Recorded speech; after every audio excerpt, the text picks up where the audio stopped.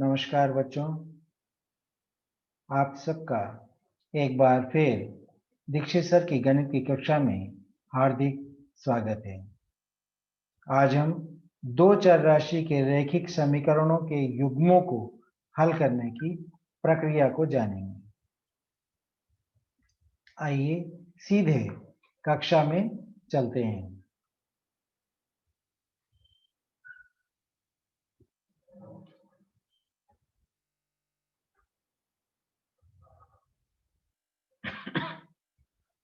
अभी तक यदि हमको एक समीकरण दिया गया है, आप लोगों को मालूम है समीकरण क्या आता है, 2x plus 5 is equal to 3।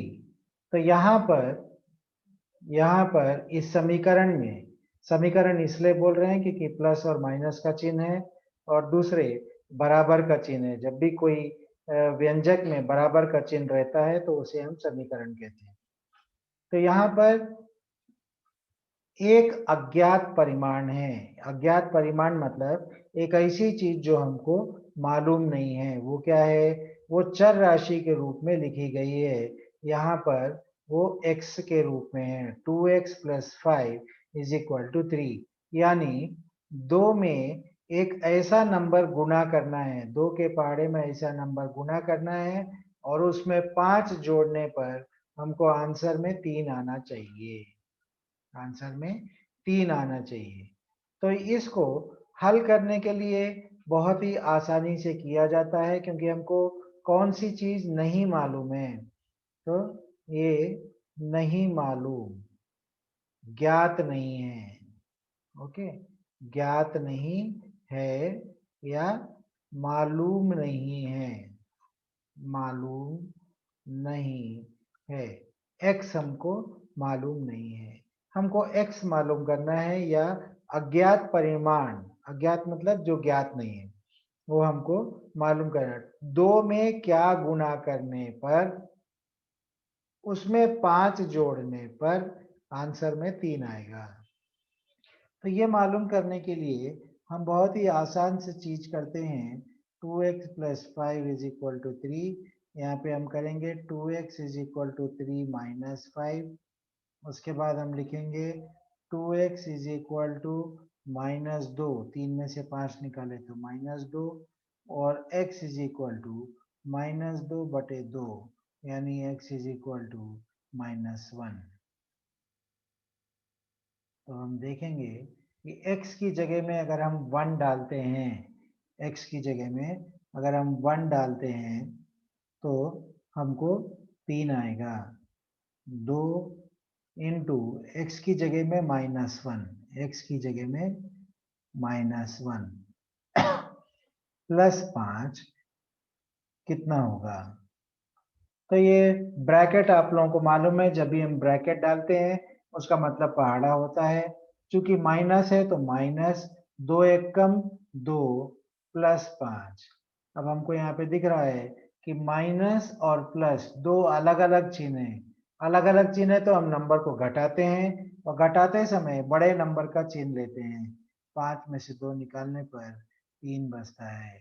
इसलिए 2x plus 5 is equal to 3 और x इज इक्वल टू -1। ठीक है, तो इस प्रकार हमने x का मूल्य ज्ञात किया। इसी में अगर हमको एक दूसरा चीज है, 2x plus 5y is equal to 8, तब हम क्या करेंगे?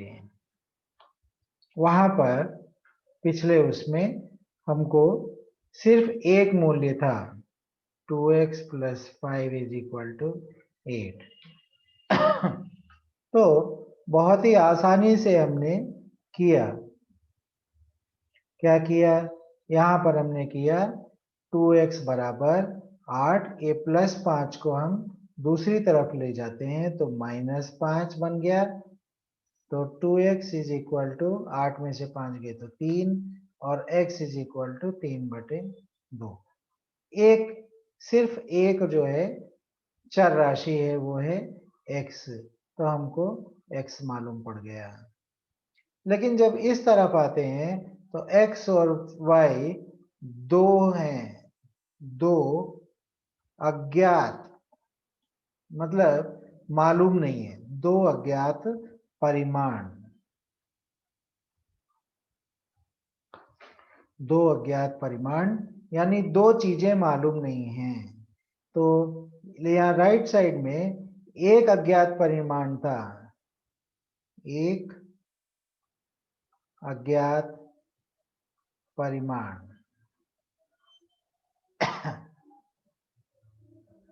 तो जब एक अज्ञात परिमाण होता है तो आंसर आसानी से आता है।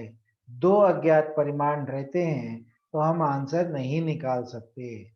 उसके लिए हमको किसी एक को, तो दो समीकरणों की ऐसा समीकरण जिसमें दो अज्ञात परिमाण है, उसको हल करने के लिए, मतलब मूल्य ज्ञात करने के लिए हमको दो समीकरणों की आवश्यकता होती है। एक साथ हमको दो समीकरण चाहिए। तो अब हम देखेंगे कि हमारा समीकरण है 2x plus 3y is equal to 8। दूसरा है 3x माइनस, चलो लेते हैं 3x minus 4y is equal to 12। या इसको मैं 2 कर दूंगा, 2। तो जब भी हमको दो अज्ञात परिमाण है यानी दो चीजें मालूम नहीं है x और y, तो हमको सबसे पहले दो समीकरण रहना जरूरी है। सबसे पहले दो समीकरण रहना जरूरी है, 1 और 2। एक रहेगा तो हम नहीं मालूम कर सकते। एक समीकरण से हम दो अज्ञात परिमाण नहीं मालूम कर सकते। तो हमको दो समीकरण रहना जरूरी है, फर्स्ट पॉइंट। सेकेंड पॉइंट, अब हमको क्या करना है? अब हम ये देखते हैं कि हमको ये दोनों में से कोई एक चर राशि, या तो x या तो y, इसको गायब कर देनी पड़ेगी, यानी निकाल देना पड़ेगा। तो कोई चीज नहीं है जो हम हाथ से उठा के निकाल के फेंक दें, बैग में नहीं है, बोर्ड के ऊपर है, पेपर के ऊपर है, तो निकालना मुश्किल होता है। पेंसिल से भी लिखा नहीं है कि हम मिटा देंगे। तो इसको निकालने के लिए एक तरीके का हम इस्तेमाल करते हैं। आइए देखते हैं वो क्या तरीका है। तो यहाँ पर हमको पहला समीकरण लिखा है 2x plus 3y is equal to 8। दूसरा लिखा है 3x minus 4y is equal to 2। इसको हमको या तो x को हटाना होगा या तो y को हटाना होगा। x निकाल देंगे तो y का मूल्य आएगा, y निकाल देंगे तो x का मूल्य आएगा। एक रहेगा तो ही हमको मूल्य मालूम पड़ता है। तो आइए कैसे निकालते हैं वो देखेंगे। अब हमारे नंबर हैं 2 3, 2x 3y और 3x 4y। तो हमारे को लासावा निकालना पड़ेगा, कौन सा नजदीक है किसी एक चीज को। तो हम x को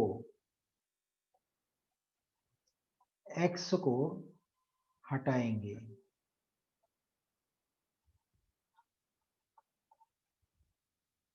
x को हटाएंगे। x को हटाने के लिए हमको ये मालूम है कि दो एक जैसी चीजें हैं। अगर 2x माइनस 2x है तो वो 0 बन जाएगा, या 3y माइनस 3y है तो वो 0 बन जाएगा। एक जैसी चीजें हैं, अलग अलग चिन्ह हैं, तो वो 0 आ जाएगा। 0 आ जाएगा मतलब गायब हो जाएगा। 2x में से 2x निकाले तो 0, 0 का मतलब वो है ही नहीं, है ना। तो इस प्रकार से हमको यहाँ पर x के मान को हटाना है।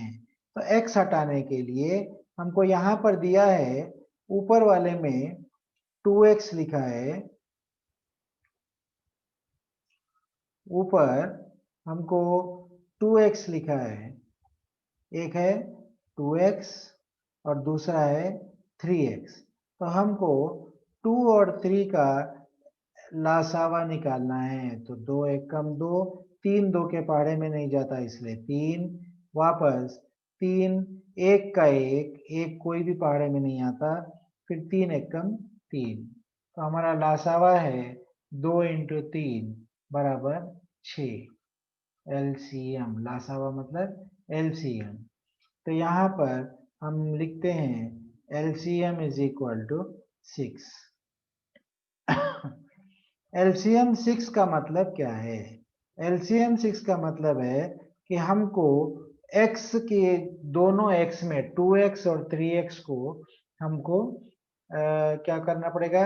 6 बनाना पड़ेगा। तो 2x plus 3y is equal to 8, ये पहला समीकरण। दूसरा 3x minus 4y is equal to 2। आइए देखते हैं क्या कर सकते हैं।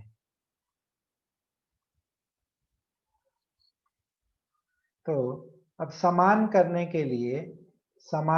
के लिए 2 को किससे गुणा करने पर, 2 को किससे गुणा करेंगे तो एलसीएम 6 आएगा। 2 को हम 3 से गुणा करेंगे, 2 को 3 से गुणा करेंगे तो 6 आएगा। 2 तिया 6 और 3 को 2 से गुणा करेंगे तो 6 आएगा, है ना। 2 तिया 6 और 3 दूनी 6। तो जब हम एक को 3 से कर रहे हैं तो इसको भी 3 से करेंगे और इसको भी 3 से करेंगे। नीचे हमने इंटू 2 लिखा तो इसको भी इंटू 2 लिखेंगे और इसको भी इंटू 2 लिखेंगे।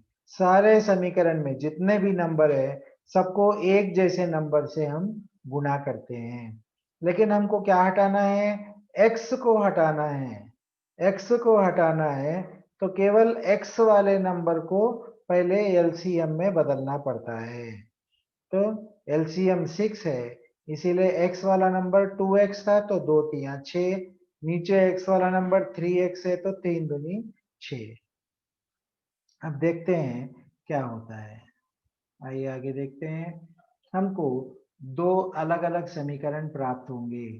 पहला हम पहाड़े से गुणा करके लिखेंगे, 3 दूनी 6 तो 6x प्लस सेकेंड वाले में 3 तिया 9 तो 9y बराबर 3 8 जा 24। फिर उसके नीचे 2 तिया 6x माइनस 4 2 जा 8y फिर बराबर 2 2 जा 4। इसको हमको या तो घटाना है या जोड़ना है चिन्ह देखने के लिए।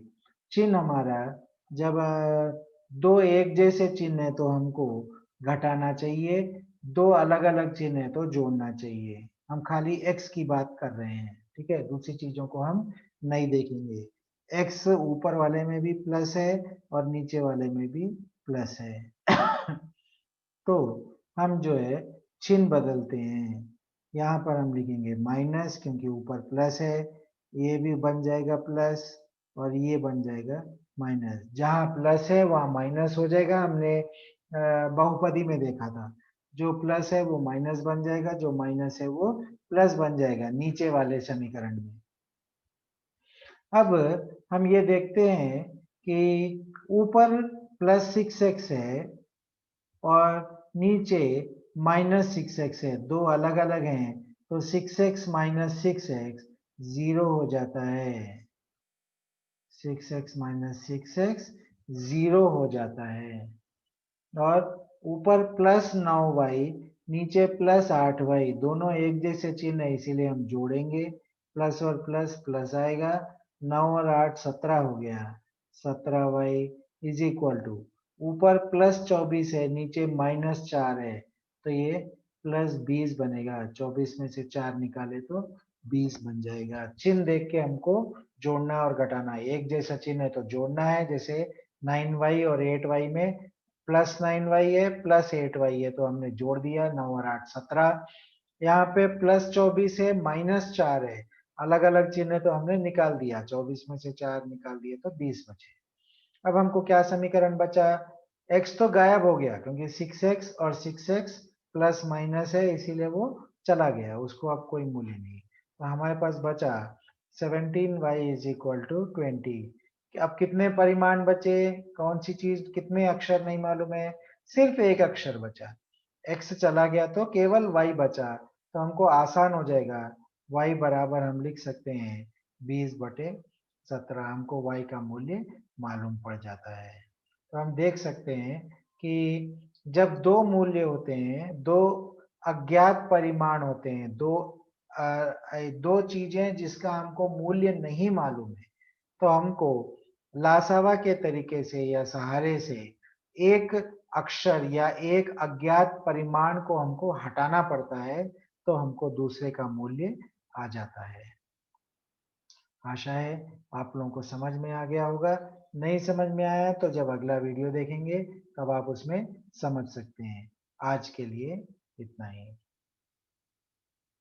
ध्यान से देखेंगे, नया चैप्टर है तो ध्यान से देखेंगे तो समझ में आएगा। ठीक है बच्चों, आज के लिए इतना ही। अगली कक्षा में आगे की प्रक्रिया को कंटिन्यू करेंगे। नमस्कार।